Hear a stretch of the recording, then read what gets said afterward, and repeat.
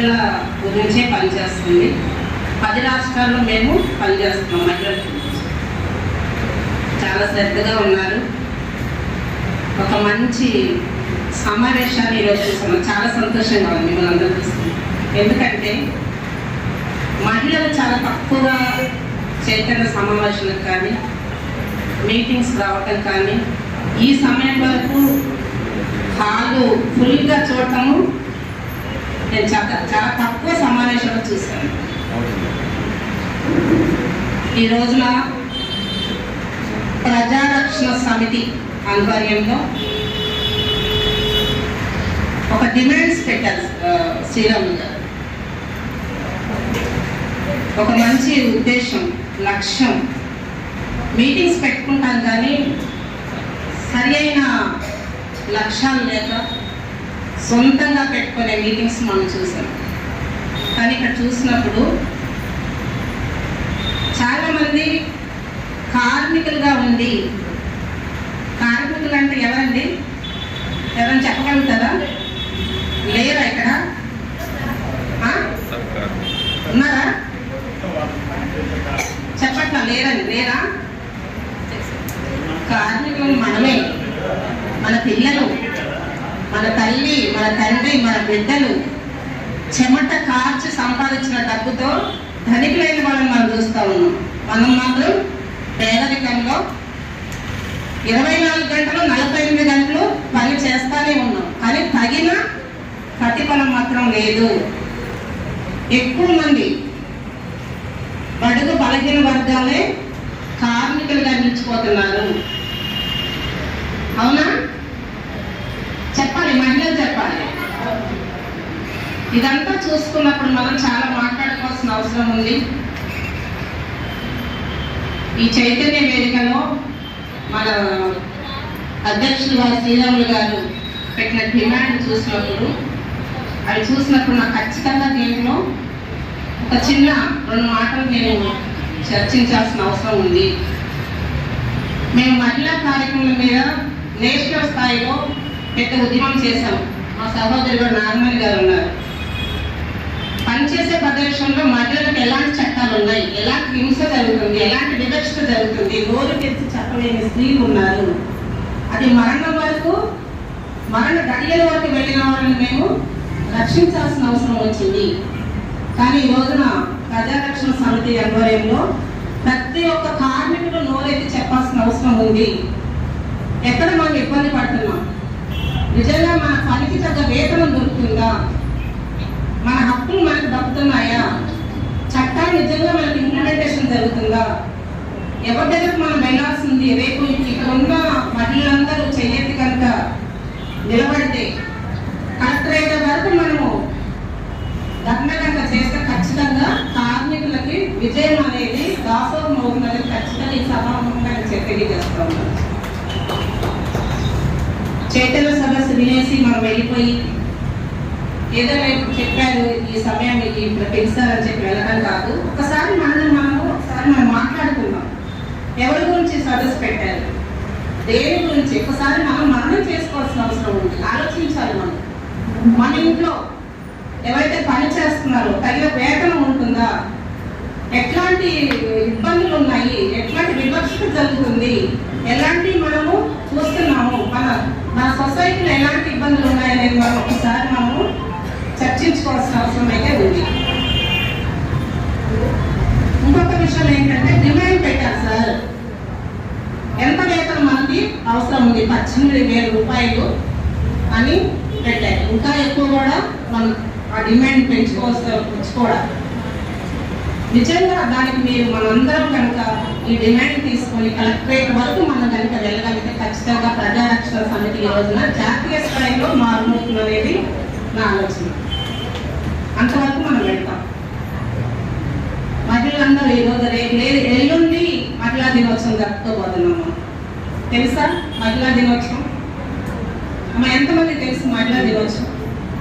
ఒకసారి చేతులు వేరు చేయండి. తెలుసా? నేను మహిళలు ఎక్కడైతే మనం ఉండలు వేస్తామో, ఎప్పుడైతే మహిళ చైతన్యం చెందుతుందో అక్కడ ఖచ్చితంగా విజయం అనేది మనం చూడగలుగుతాం.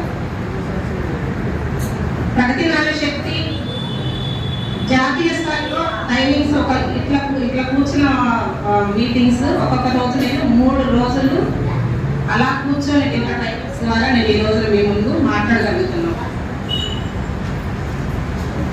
స్త్రీకి విద్య ఉండాలి, సామాజికంగా రాజకీయంగా ఎదగాలి, ధైర్యం ఉండాలి. సాధారణ మహిళలు కూడా శక్తివంతంగా ఎట్లా మారుతాము, ఎలా వస్తుంది శక్తి అనేది, ఇట్లా చైతన్య సదస్సులకు వెళ్ళి పెద్దలైతే ఏదైతే చెప్తున్నారో అవన్నీ విని మనతో పాటు మన కుటుంబం కూడా చైతన్యం పడాల్సిన అవసరం అయితే ఇప్పుడైతే ఉంది.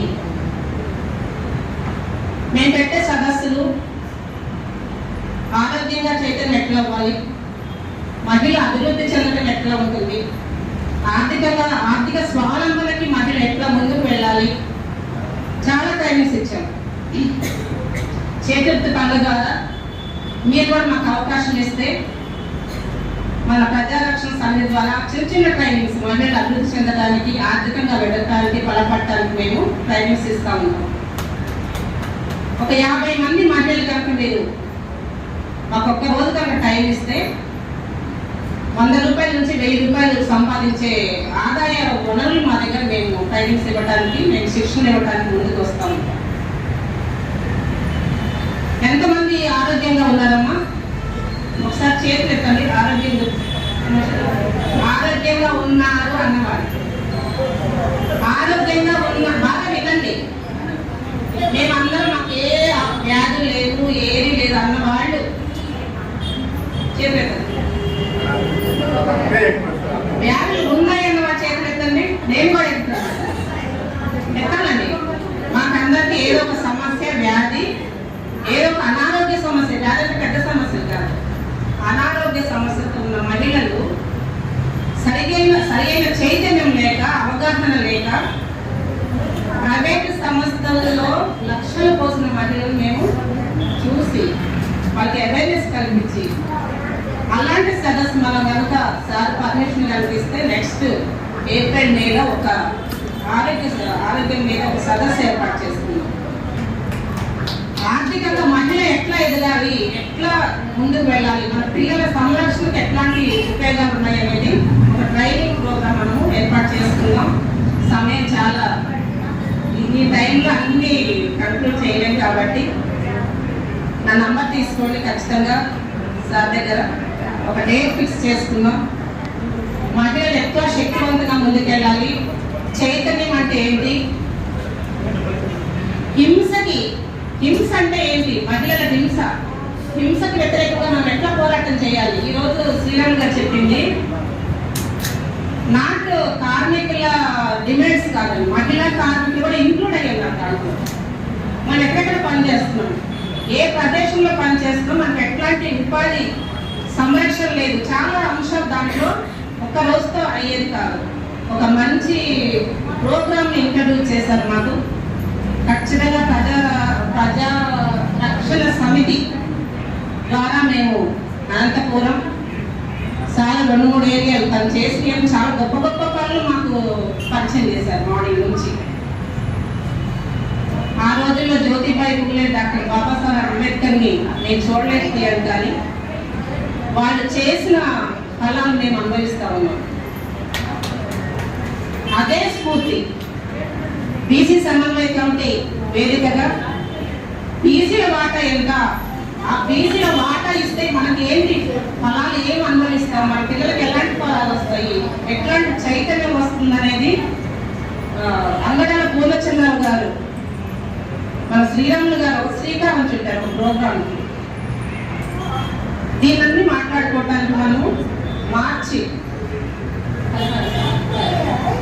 11వ తారీఖున విజయవాడ వేదిక పెద్ద ప్రోగ్రాం చేస్తా ఉన్నారు. మహిళా వింగ్ ఏర్పాటు చేయబోతున్నాం. దానికి ప్రగతి నారీ శక్తి కూడా ఉంటుంది. దాంట్లో మనం మాట్లాడుకోవటానికి ఈ సమయం కొంచెం తక్కువగా ఉంది కాబట్టి, భోజనం టైం కాబట్టి ఖచ్చితంగా మనం మరలా ఇవన్నిటి మీద నేను ఒక మంచి ట్రైనింగ్ ప్రోగ్రాం ఏర్పాటు చేయడానికి మనం కూర్చున్నాం. థ్యాంక్ యూ, ధన్యవాదాలు.